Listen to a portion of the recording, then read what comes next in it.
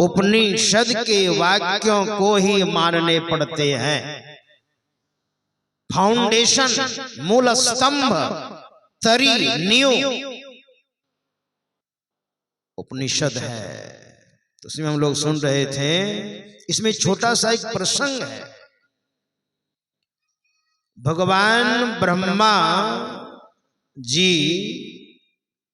भगवान शंकर के समीप आए हैं और भगवान ब्रह्मा जी कह रहे हैं, हे भोले बाबा, कोई योग से कहते हैं मोक्ष होगा और कोई कहते हैं ज्ञान से मोक्ष होगा। इसमें आपका क्या विचार है? इसमें आपका अभिप्राय क्या है? आपका मंतव्य क्या है? वैसे तो ब्रह्मा जी के पुत्र हैं भोले बाबा, लेकिन ब्रह्मा जी ने देखा मेरे पुत्र साधना में इतने आगे हैं, ख्याल नहीं है कि मेरे पुत्र हैं। भगवान ब्रह्मा जी ने सृजन कार्य में भी अपना समय लगाया, लेकिन भोले बाबा ने साधना में समय लगाया और साधना करके उन्होंने आत्म साक्षात्कार किया। इसलिए भोले बाबा का मतलब क्या होता है? सम कल्याणम करोति इति शंकरः, जो बराबर दूसरे का कल्याण करे, पहले अपना कल्याण फिर संसार का कल्याण। इसलिए ब्रह्मा जी ने कहा, इसमें आपका क्या विचार है? तो भोले बाबा कहते हैं, हे ब्रह्मा जी, आपका इतना उत्कृष्ट विचार, पुत्र के पास आप आए हैं, लेकिन आपकी दृष्टि नहीं है कि मैं आपका पुत्र हूं, क्योंकि आप महान हैं, विनम्र हैं, मेरे पितामह हैं आप। तो सुनिए मेरा विचार। तो वही भोले बाबा कहते हैं, मोमोक्षुर दृढ़मभ्यसेत्, मोमोक्षु को दृढ़ता पूर्वक अभ्यास करना चाहिए। क्या? तस्माज ज्ञानं च, पहले ज्ञान और इसके बाद है योगं च। यही भोले बाबा के अवतार भगवान शंकराचार्य ने, एक ग्रंथ है शंकराचार्य का विवेक चूड़ामणि, जो भगवान शंकर के ही अवतार थे। आज से 1200 वर्ष पूर्व दक्षिण भारत में कलाडी गांव में भगवान शंकर का आविर्भाव हुआ। एक दाम्पत्य जीवन में आए और भारत में पाखंडवाद फैल गया था।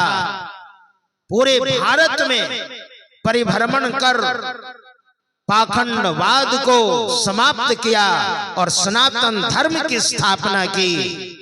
उसी में उनके जो विद्वान शिष्य थे, पद्मपाद, हस्तमालक, सुरेश्वराचार्य, तोटकाचार्य, शिष्यों को जो सुनाया है, शिष्यों के माध्यम से हम आपको जो ज्ञान दिया है, भोले बाबा ने विवेक चूड़ामणि में बड़ा सुंदर कहते हैं,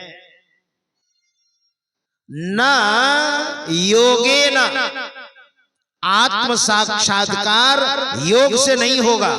योग मतलब केवल योग शब्द सीख लेने से नहीं होने वाला है। नाई महात्मा प्रवचने न लभ्यो न मेधया न बहुना श्रुतेन यमे वैश्वृणुते तेन लभ्यस्तस्यैष आत्मा विवृणुते तनुं स्याम।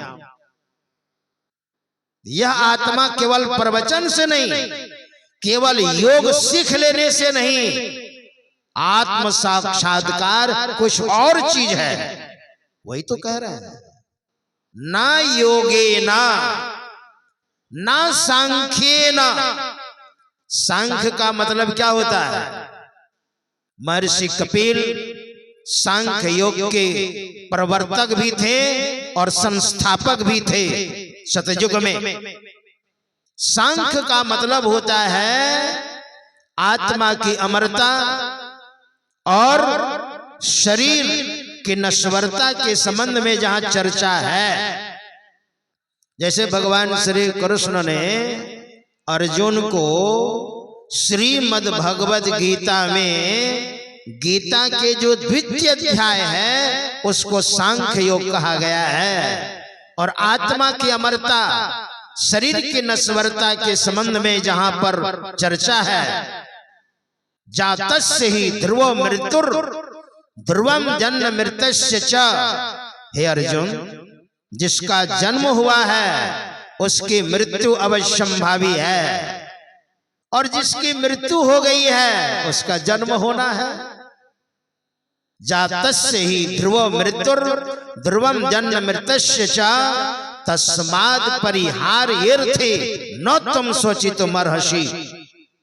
इसलिए तुमको चिंता नहीं करनी है। यानी श्रीमद् भगवद गीता के द्वितीय अध्याय को सांख्य योग कहा है। तो वही भगवान शंकराचार्य ने कहा, ना सांख्ये ना, केवल श्रवण ज्ञान। ये तो श्रवण ज्ञान है, थ्योरी है, प्रैक्टिकल भजन भेद लेकर के कीजिएगा तब। ना योगेना ना सांख्येना कर्मणा ना विद्या, कर्म योग से भी नहीं यह आत्मा की उपलब्धि मोक्ष प्राप्त नहीं हो सकता है। और न विद्या, बहुत विद्या होने पर तो ब्रह्मात्मैकत्व बोधेन मोक्षः सिद्ध्यति नान्यथा। आत्मा और परमात्मा की जो मिलन है यही है योग। तो पहले इसको सीखिएगा तब ना, भजन भेद लीजिएगा तब ना, जानिएगा तब ना। तो दीक्षा लेकर भोर को उठिए, उस समय ध्यान कीजिए, स्नान के बाद कीजिए, शाम में पैर हाथ धोकर, और दोनों समय स्तुति प्रार्थना। उसमें सारा सिद्धांत है गुरु महाराज का, सारा ज्ञान है उसमें। इसलिए प्रत्येक दिन प्रत्येक सत्संगी को सुबह शाम स्तुति विनती करनी चाहिए। अगर नहीं करते हैं जरूर कीजिए, और भजन भेद नहीं लिए हैं तो भजन भेद ले लीजिए, और भजन भेद लेकर के कीजिए। शरीर का क्या भरोसा है? वही तो भोले बाबा कह रहे हैं। भोले बाबा भगवान ब्रह्मा जी से वही कह रहे हैं, तस्माद् ज्ञानं च और योगं च।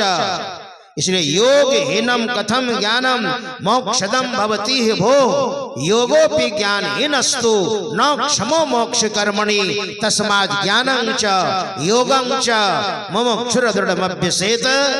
तो आप भजन भेद लेकर के और आप साधना कीजिए, आपका कल्याण होगा। और 15:15 में मैं समाप्त कर रहा हूं। श्री सद्गुरु महाराज की जय। आज